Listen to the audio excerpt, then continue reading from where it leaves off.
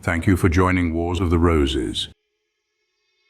And this is Scald Miserables from the Encyclopedia of Freemasonry by Albert G. Mackey. Scald Miserables. A name given to a set of persons who, in 1741, formed a mock procession in derision of the Freemasons. Sir John Hawkins, speaking in his Life of Johnson, page 336 of Paul Whitehead, says, "In concert with one carrier, surgeon, he planned and exhibited a procession along the strand of persons on foot and on horseback, dressed for the occasion, carrying mock ensigns and the symbols of Freemasonry, the design of which was to expose to laughter the insignia and ceremonies of that mysterious institution. And it was not until 30 years afterward that the fraternity recovered from the disgrace which so ludicrous a representation had brought on it." The incorrectness of this last statement will be evident to all who are acquainted with the successful progress made by Freemasonry between the years 1741 and 1771, during which time Sir John Hawkins thinks that it was languishing under the blow dealt by the mock procession of the Scald Miserables. A better and fuller account is contained in the London Daily Post, March 20, 1741.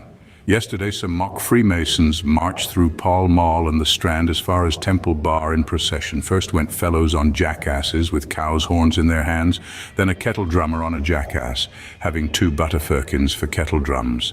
Then followed 2 carts drawn by jackasses, having in them the stewards with several badges of their order. Then came a mourning coach drawn by 6 horses, each of a different colour and size, in which were the Grand Master and wardens, the whole attended by a vast mob. They stayed without Temple Bar till the Masons came by and paid their compliments to them, who returned the same with an agreeable humour that possibly disappointed the witty contriver of this mock scene, whose misfortune is that though he has some wit, his subjects are generally so ill chosen that he loses by it as many friends as other people of more judgment gain. April 27 being the day of the annual feast, a number of shoe cleaners, chimney sweepers, etc., on foot and in carts with ridiculous pageants carried before them, went in procession to Temple Bar by way of jest on the Freemasons. A few days afterwards, says the same journal, several of the mock Masons were taken up by the constable empowered to impress men for His Majesty's service, and confined until they can be examined by the justices.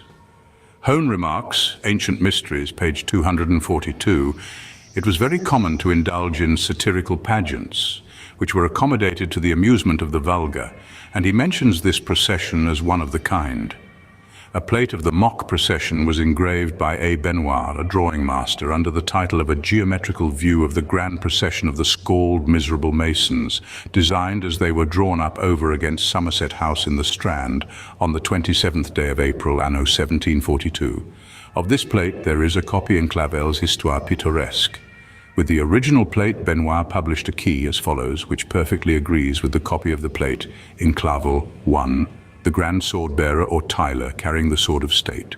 A present of Ishmael Abiff to old Hiram, King of the Saracens, to his Grace of Wattin, Grand Master of the Holy Lodge of St. John of Jerusalem in Clerkenwell. 2. Tyler's or Garters. 3. Grand Chorus of Instruments. 4. The stewards in 3 gut carts drawn by asses. 5. 2 famous pillars. 6.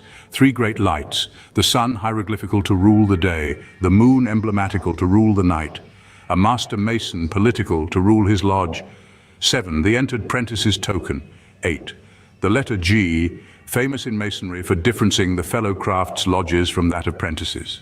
9. The funeral of a grand master according to the rites of the order, with the 15 loving brethren. 10. A master mason's lodge. 11. Grand band of music. 12. 2 trophies, one being that of a black shoe boy and a sink boy, the other that of a chimney sweeper. 13. The equipage of the Grand Master, all the attendants wearing mystical jewels. The historical mock procession of the Scald Miserables was, it thus appears, that which occurred on April 27th, and not the preceding one of March 20, which may have been only a feeler, and having been well received by the populace there, might have been an encouragement for its repetition. But it was not so popular with the higher classes, who felt a respect for Freemasonry, and were unwilling to see an indignity put upon it.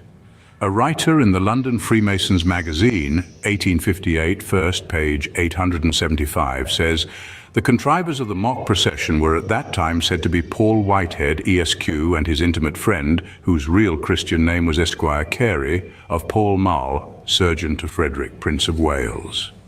The city officers did not suffer this procession to go through the Temple Bar, the common report then being that its real interest was to affront the annual procession of the Freemasons. The prince was so much offended at this piece of ridicule that he immediately removed Carey from the office he held under him. Captain George Smith, Use and Abuse of Freemasonry, page 78, says that about this time, 1742, an order was issued to discontinue all public processions on feast days on account of a mock procession which had been planned, at a considerable expense by some prejudiced persons, with a view to ridicule these public cavalcades. Smith is not altogether accurate. There is no doubt that the ultimate effect of the mock procession was to put an end to what was called the March of Procession on the feast day.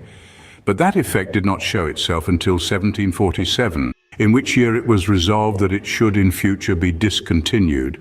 See Constitution 1756, page 248. On the subject of these mock processions, there is an article by Dr. W.J. Chetwood Crawley, Transactions, Quatua Coronati Lodge, Volume 18. Thank you for watching, and please don't forget to share, like, subscribe, and comment. And if you can, please consider donating to Wars of the Roses. Links to PayPal and Patreon are in the description. Thank you so very much.